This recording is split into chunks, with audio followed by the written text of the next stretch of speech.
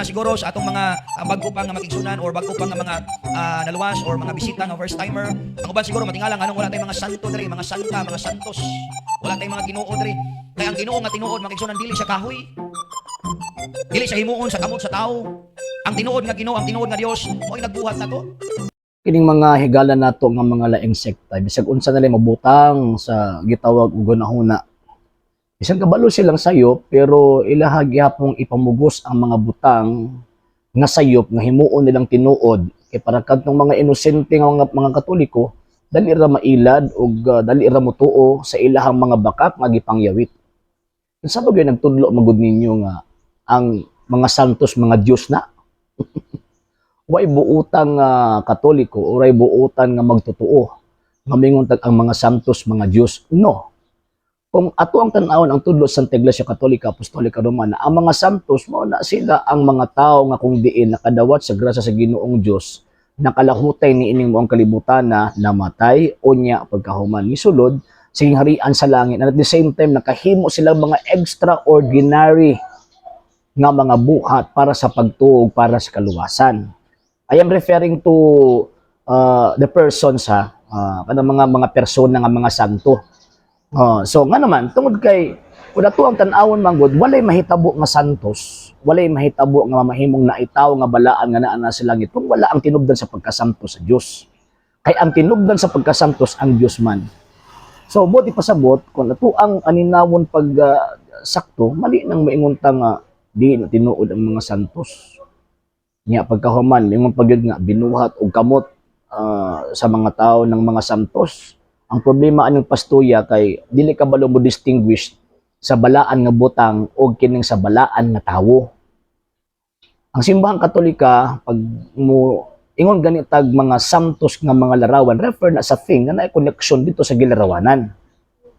So buti pasabot kung tagkana mga santos na nga mga butang tungod kay kana nga mga butang naay connection dito sa gilarawanan nga mga santos. For example, San Pedro, natay imahe na San Pedro kay tawag ka nang namin koneksyon ng maong imahina, namin koneksyon ng maong larawan na dito sa tawag ining Pedro na nakasulat sa balaang kasulatan. So, lahi ng santos nga butang o santos nga tawo. So, ang santos nga tao, mautong na sa gitawag og langit, na nakig-uban na sa Ginoong Dios kay sumala pa na Ginoong Kristo, aron bisag asa ako, tuapod mo. Ngayon pa na Ginoong Kristo, ang mupadayon og mulahutay maluwas, apan ang dili silutan. Ningon pa ni San Juan, Revelation chapter 5 verse 8, na ay mga santos nga naas langit, nagampo adlaw o gabi. So, buti pasabot, kanang maong santos nga mga persona, San Pedro, Santa Maria, San Jose, o tinuod na nga naas langit, o nakaangko na sa hingpit nga kaluwasan. Pero ang problemahan ani nga to ang migo nga pastoy kay kining maong mga butang nga naa sulod sa simbahang Katolika mo ng mga santos nga mga butang o santos nga mga larawan. Buti pasabot anang word nga santos, butang balaan. Balaan ba kung baga na ay koneksyon sa magbubuhat, na ay koneksyon ngadto sa Dios ug na ay koneksyon sa gilarawanan nga gihigugma sa Dios. Mali ba ang pagbuhat og mga santos nga mga larawan dili oy? Kay bisan gani ang balaang kasulatan, ang templo sa Ginoong Dios na ay mga santos nga mga larawan. Larawan sa kerubin, larawan sa gitawag og tao. Nya mula sa Bagong Testamento, ang templo sa Ginoong Dios dili na mura og budiga. Para pareha sa uban nga nagnabot mga pundok nga or kanilang simbahan nga walay bisag usa nga mga larawan, tanawa. Magulang lang og kwan, magulang lang og budigas kupras. Magulang lang og tawag anong butangan lang nimo og kanang tulo ka sa kupras, mura na nagbudigas kupras rather. Diba? So, ana lang nga tawag ang kasimple. Number 2, walay buutan nga tao nga mag-ila sa larawan nga Dios. Walay buutan nga Katoliko nga mag-ila nga kanang maong larawan mga Dios na. O bitaw ginabalik-balik na mo always. Pag mag-ampo ang Katoliko, amahan namo nakas langit. Di gid mi moingon nga amahan namo mipilit ka ng larawan. Kay para tama nang una-una sa tong amigo nga pastoy nga gihimo na tong Dios ang mga larawan. Mali. Diha pa lang mali na pagpangilad na pagpangilad na. Why Katolikong nagtudlo nga ang mga larawan or ang mga ributo Diyos? Never. Kay ang pagtuo sa simbahang Katolika, now this is the Catholic faith. We worship one God in the Trinity and the Trinity in unity. Wala giingon din na nga we worship many gods including the images and statues. Wala wala.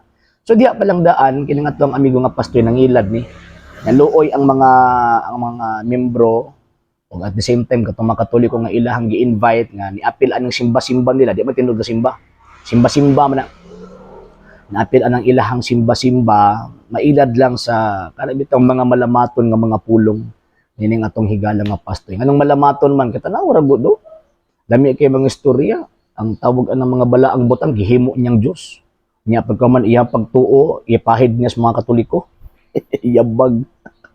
Sa hindi pa po nakapag-follow sa mga pages po natin, i-follow niyo po yung mga pages po natin. RJ Horolanciano II TV Apolia Punto Argumento page, Kuya Apologist TV page, and RJ's Vlog 2022. And pwede rin po kayo mag-send po dyan ng Facebook stars. And also, sa ating po mga channels, sa hindi po nakapag-subscribe, subscribe po ninyo yung mga channels natin, Dalay Catholic, Apologist International Official, RJ Sano II TV, Kuya Apologist TV, and Barrio Kawayan Religious Forum. And pwede rin po kayo mag-send po dyan ng super sticker, super chats, and super thanks. And maraming salamat po sa mga kapatid at mga Katoliko na ulis pong tumutulong sa programa po natin. Maraming salamat po. Nang dahil po sa tulong at suporta po ninyo, ang programa pong ito, until now, andito pa rin po sa social media. And until now din po, nangangailangan pa rin po tayo sa tulong at suporta po ninyo dahil wala po kami magagawa rito mga sir, mga ma'am, kung wala po yung tulong at suporta po ninyo. Sa gusto pong tumulong, sa gusto pong sumuporta, pwede po ninyong ipadala ang tulong at suporta po ninyo sa pamamagitan po ng ating mga account numbers dyan po sa ating pong screen.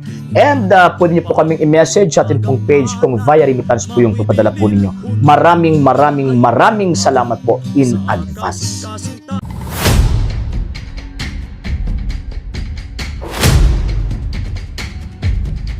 Walay mga tawag ining mga tao or mga magwawali nga naa sa Amerika or gikan sa Amerika nga naay koneksyon sa mga apostol dito sa Roma ug sa Jerusalem. Kanang pagtuong protestanteng nadawat sa mga Filipino dinhi sa Pilipinas, walay koneksyon sa mga apostol. Walay koneksyon sa iglesyang gitukod sa atong Ginoong Jesucristo.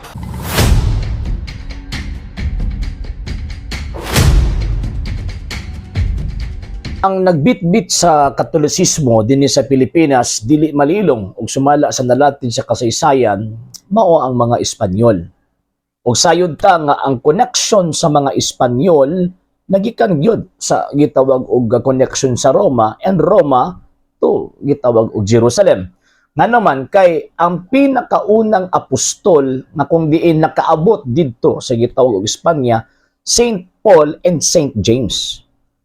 So, buti pasabot, kining maong mga tawhana nga gitudluan sa ato ang Ginoong Jesucristo sa pagpalapnag sa maayong balita na abot ni ining maong lugar og nagtudlo mahitungod sa pagtuo.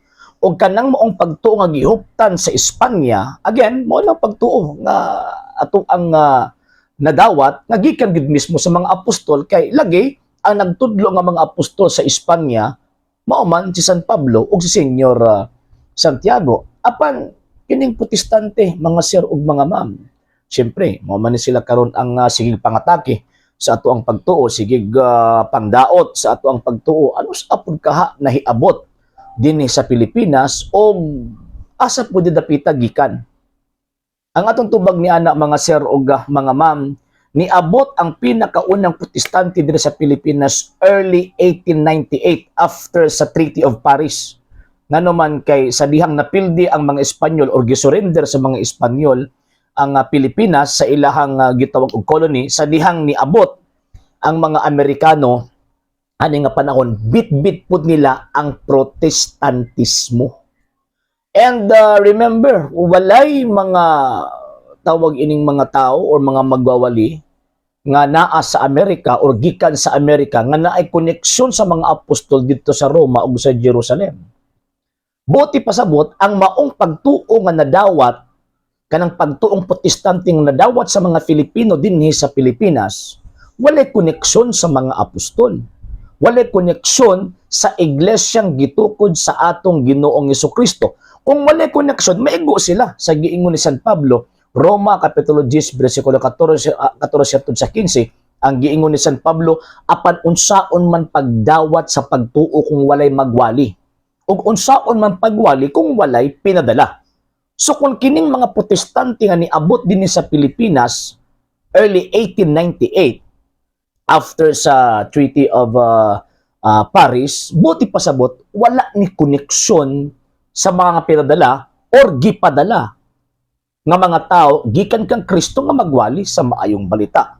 So kung dito ta maminaw sa gipadala nga nagwali gikan sa tong Ginoong Kristo, makadawat tagpagtuo. Apan kung dito ta maminaw sa mga tao nga wala gipadala sa atong Ginoong Kristo or walay koneksyon sa atong Ginoong Kristo, so therefore dili pagtuo ang atoang gitawag og madawat. Kung dili ang atong madawat kabakakan. O kanang moong kabakakan musangko na ngadto sa impyerno. Munang di ta pailad mga sir ug mga ma'am. Ngano man kay established ng pagtuong Katoliko, una pa niabot ang mga Amerikano diri sa Pilipinas. Una pa niabot ang mga Protestante din sa Pilipinas. Buot ipasabot. Diha pa lang daan, pildi na kung ato ang sutaon ang ilahang gitawag og pag-claim nga sila mo itinuod. Ngano man kay again, kanang mga Amerikano nga mga Protestante nga naabot sa Pilipinas way koneksyon sa pagtuo, iglesia, relihiyon na gitukod ni Kristo dito sa Jerusalem ni adtong unang siglo. Munang di ta pailad, di ta di ta maengganyo. Dapat maengganyo sa ilahang tawag ining mga malamatong mga pulong kay lagi ang katugbang ni ana mao man ang impyerno. Sa hindi pa po nakapag-follow sa mga pages po natin, i-follow nyo po yung mga pages po natin. RJ Horolanciano II TV, Apolia Punto Argumento page, Kuya Apologist TV page, and RJ's Vlog 2022. And pwede rin po kayo mag-send po dyan ng Facebook stars. And also, sa ating po mga channels, sa hindi po nakapag-subscribe, subscribe po ninyo yung mga channels natin, Dalay Catholic, Apologist International Official, RJ Sano II TV, Kuya Apologist TV, and Barrio Kawayan Religious Forum. And pwede rin po kayo mag-send po dyan ng super sticker, super chats, and super thanks. And maraming salamat po sa mga kapatid natin mga Katoliko na ulis pong tumutulong sa programa po natin. Maraming salamat po. Nang dahil po sa tulong at suporta po ninyo, ang programa pong ito, until now, andito pa rin po sa social media. And until now din po, nangangailangan pa rin po tayo sa tulong at suporta po ninyo dahil wala po kami magagawa rito mga sir, mga ma'am, kung wala po yung tulong at suporta po ninyo. Sa gusto pong tumulong, sa gusto pong sumuporta, pwede po ninyong ipadala ang tulong at suporta po ninyo sa pamamagitan po ng ating mga account numbers dyan po sa ating pong screen. And pwede niyo po kaming i-message sa ating pong page kung via remittance po yung papadala po ninyo. Maraming salamat po in advance.